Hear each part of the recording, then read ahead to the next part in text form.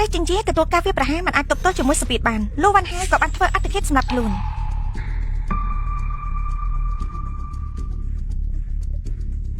នាយកលោកសមាជិកនៅក្នុងសហគ្រាសចិញ្ចៀបាននាំគ្នាសុំលាលែងពីការងារសត្វតែពួកប្រមាថឆ្កែថ្មីក្រុមហ៊ុនគ្មានផលប្រយោជន៍គេធ្វើបាក់នេះដាក់ខ្ញុំនេះចំនួនតាមឆ្នៃកប៉ាល់ក៏ត្រូវពួកកំណត់អាក្រក់គ្រប់គ្រងដែរព្រមទេយើងត្រូវទៅសមុទ្រដើម្បីដោះស្រាយនិយាយមួយរយៈនេះទទួលសម្ពាធធំណាស់តើត្រូវការសម្រាប់ពី3ថ្ងៃចាំនិយាយគ្នាដែរទេយើងមានសិទ្ធិសម្រាប់ដែរមែនទេ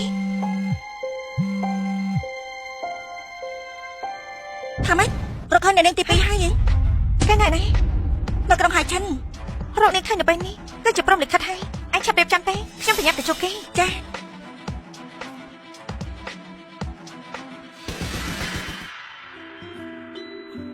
បងលេងបងបាននិយាយថាឲ្យតែគាត់បានឡើងតំណែងនោះនឹងសុំខ្ញុំរៀបការដើម្បីគាត់ខ្ញុំបបអង្គការសិក្សានៅសាកលវិទ្យាល័យជើងឆាងនៅស្រុងពេលនេះគឺមកដល់ហើយយើងអាចទទួលស្នេហាដល់ស្មោះបានហើយបងលេងបងរៀបការជាមួយបងទៅខ្ញុំយល់ប្រាប់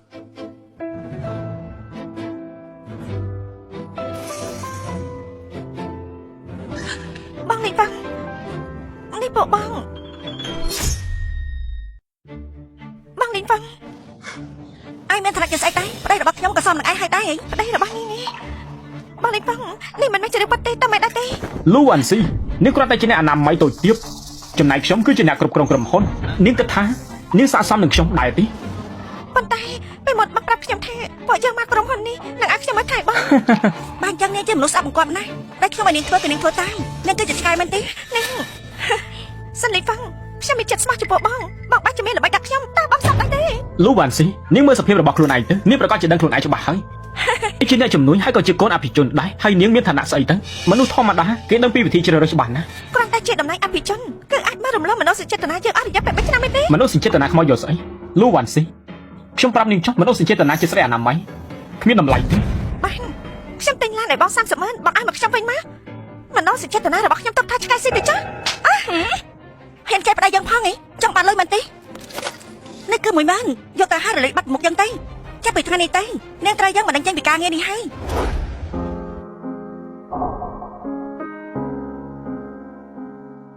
លូវ៉ាន់ស៊ីឲ្យលុយទៅនាង10000ចាប់ទុកថាឲ្យកិត្តិយសនាងពេកហើយឆ្កែញ៉ៃឈ្មោះរបស់ឯងពីក្បាលនេះនឹងមិនជប់រឿងល្អជាដាច់ខាត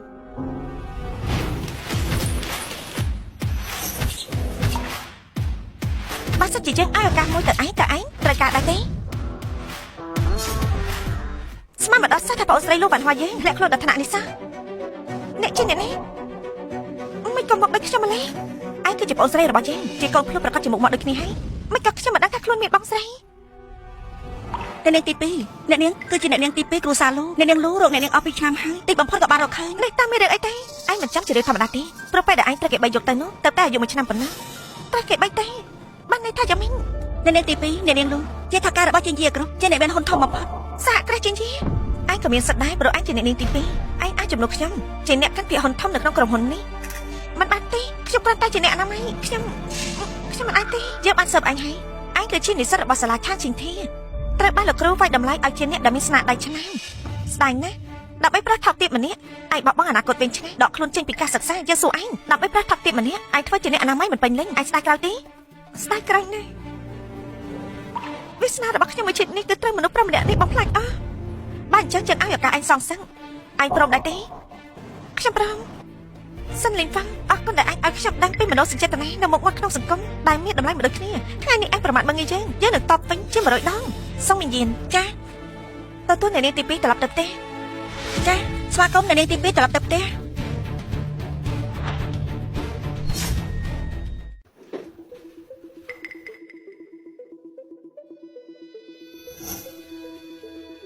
ចាប់ពីថ្ងៃនេះទៅ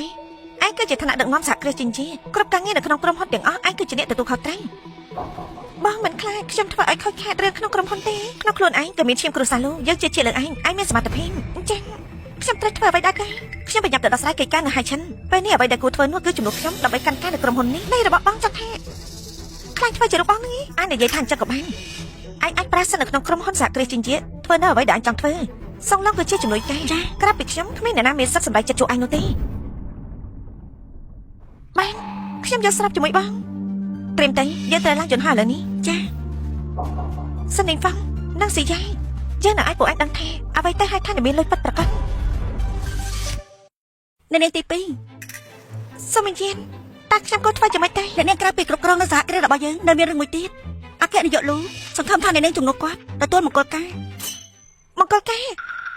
នេះលេងសាយទេមែនទេលូវ៉ាន់ហ្វុងឆ្កត់ទេទោះបីជាយើងមកដូចគ្នាក៏ដោយតែពួកយើងចរិតលក្ខណៈមិនដូចគ្នាសោះឡើយនេះអ្នកនាងទី2ទុកចិត្តចុះអ្នកនាងលូបានគ្រប់គ្រងសហគ្រាសនេះដើមឡើយមិនដែលចេញក្រៅទេក្រៅពីអ្នកដែលគាត់ជឿជាក់គ្មានអ្នកណាដឹងពីប្រវត្តិរបស់គាត់ទេសូម្បីតែគូភាគីម្ខាងទៀតរបស់អ្នកនាងក៏ដោយក៏គាត់មិនដឹងដែរលោកស្រីបាននិយាយឲ្យថាអ្នកនាងត្រូវតែរៀបមង្គលការក្រុមផ្សេងទៀតគឺអ្នកនាងអាចសម្រេចចិត្តបានគ្រាន់តែធ្វើតាមដំណើរសាច់រឿងមែនទេចុះអ្នកដឹកខ្ញុំរៀបការជាមួយជាអ្នកនេះអ្នកកាន់កាប់សហគ្រាសគូឈ្មោះគូធីងឈិនមកមាត់ស្អាតមែនប្រហែលមិនមែនជាមនុស្សប្រុសថោកទៀតទេអ្វីថានាយកគូនៅលីវមានប្រតិកម្មចំពោះមនុស្សស្រីមនុស្សគេគឺល្អជាងមនុស្សដែលអ្នកនាងស្គាល់ទៅទៀត នាងលើការ100,000អូនក៏ហ៊ានទិញដែរ ប្រកាសហើយខ្ញុំមិនមែនជាមនុស្សស្រីដែលមិនបានការក្ររហាមនោះឯណា អាយ៉ាឈប់រំលឹកពីអ្នកអនាម័យនឹងទៅស្រឡាញ់ជាមួយនឹងគេគឺស្ទយខ្លាំងណាស់ថ្ងៃក្រោយបងនឹងមើលថែអូនឯងឲ្យបានល្អ គួរស្អប់ណាស់មនុស្សថោកទៀតពីអ្នកនេះចាំចេះដោះស្រាយអង្គការលោកបានហើយចាំមកកាត់បញ្ជីជាមួយពួកអញចាកុំរត់ជប់លៀបធ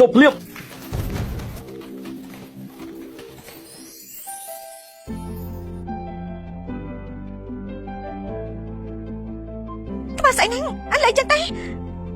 ជួយខ្ញុំផង ប្រុសម្នាក់នេះគេគឺជាកូនដណ្ដឹងរបស់លោកវ៉ាន់ហ៊ុនទេ នាងត្រូវការប៉ុន្មានក៏ខ្ញុំហ៊ានឲ្យនាងដែរ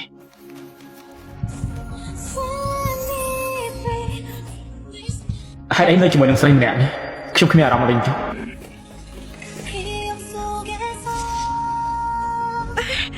លោកមិនអីទេលោកមិនតាប្រាប់ខ្ញុំទេថាលោកណែនេះរូបរបស់គេស្អាតជាងរូបថតទៅទេម្នាក់នេះពិតជារៀបការជាមួយលោកវ៉ាន់ហ៊ុនមែននេះហើយមិនអីទេមិនក៏ចែកដល់ម្លេះខ្ញុំយកខំខានទេ អរគុណដែលបានជួយខ្ញុំ1លានតើគ្រប់ដែរទេ ថាម៉េច1លាននេះ តិចណាស់មែនទេ20000 មកមាត់ស្អាតបានតែគាត់ក្បាលមានបញ្ហាបានលោកដឹងខ្លួនហើយក៏ប្រញាប់ចេញ នាងមិនត្រូវការលុយអញ្ចឹងនាងត្រូវការអីដែរទៅ ស្អីក៏ខ្ញុំមិនត្រូវការដែរនេះយកកាឲ្យលោកទៅវិញទេ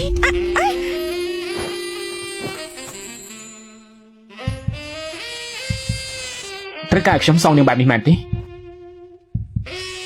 ណាហើយចាត់ទុកថាអរគុណដែលជួយខ្ញុំទៅចា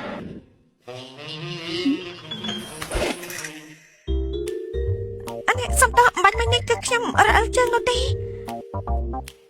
ខ្ញុំមានលុយខ្ញុំពិតជាអាចឲ្យនាងបានមែន បានលោកយកលុយនោះមកឲ្យខ្ញុំគាត់តែយកលុយនោះទៅមកគូក្បាលរបស់លោកទេ ខ្ញុំមានពិតមែនណា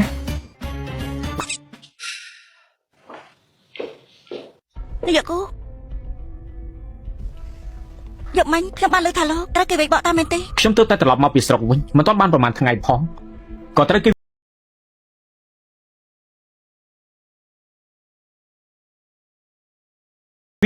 ភ្ជាប់ទៀត លោកម្ចាស់គូ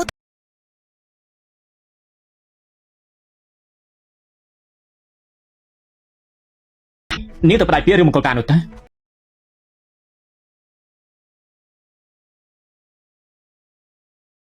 បាសាគ្រាគឺមានការវាប្រហារនៅបរិបទពិធីមិនតាន់ចប់ក៏បាត់ខ្លួនទៅ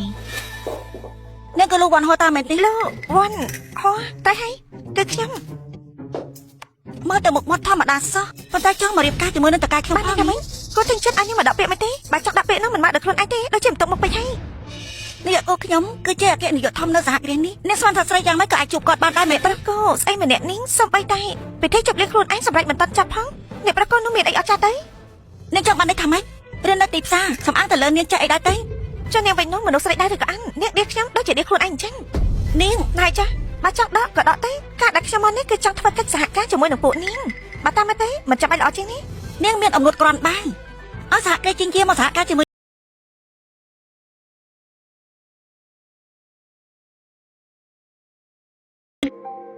នេះជាគូដណ្ដឹងរបស់ខ្ញុំមែនទេ លោកគឺគូទិញចិត្តមែនទេ យេមង្គលការមួយនេះយើងត្រូវតែការឆាប់យកឯកសារមកចំពោះមង្គលការមួយនេះខ្ញុំលែងផ្ដាច់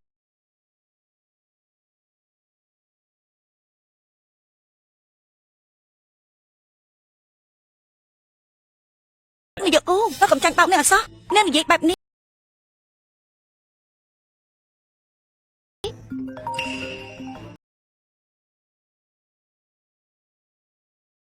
អមនឹងការវាប្រហារ